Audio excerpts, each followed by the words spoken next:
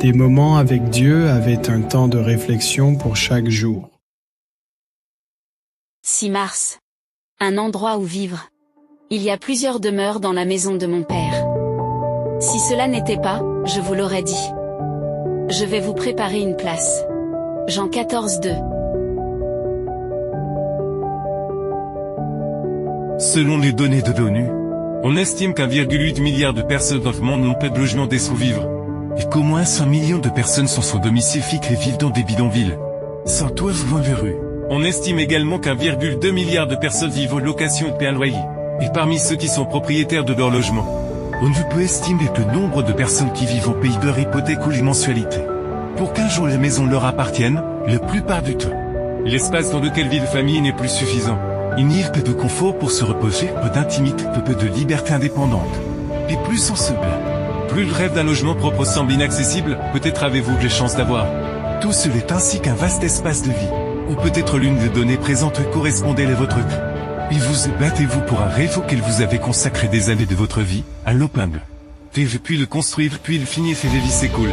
Pour un appartement, puis lorsque vous avez fini de le payer, vous vous rendez compte que l'espace est insuffisant pour rendre un jour une grande maison comme de nos rêves inaccessibles. L'une des promesses de Jésus concerne une maison à soi. Pas une petite maison aux espaces réduits, mais, selon ses propres termes, des demeures. Des choses indescriptibles, que les yeux humains n'ont jamais vues et que les oreilles n'ont jamais entendues, voilà ce que Dieu a préparé pour ses enfants. Mais quand ? C'est quelque chose à quoi nous pouvons contribuer pour que cela arrive bientôt.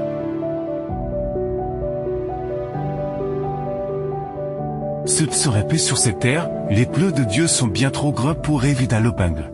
Terre ici, en effet, ceux qui y vont déjà qu'ils devront un jour tout perdre. Car cela prendrait fin. Mais le plan de Dieu prévoit des lieux pour vivre dans des demeures éternelles. Des lieux de joie se fait qui leur seront donnés lorsque le jour de sa venue arriverait. Sans être paresseux dans ton travail actuel, tu peux vivre avec cet objectif principal. Servir le Seigneur et quand il viendra, tu pourras hériter des choses que Dieu lui-même a préparées.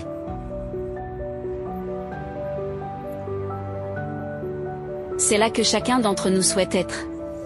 Avoir une demeure dans les demeures que Christ a préparées pour nous revêt une grande importance.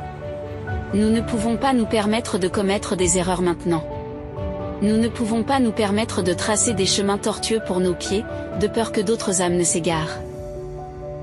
La demeure céleste doit être tienne, mais ne t'attache pas à ce monde qui doit périr.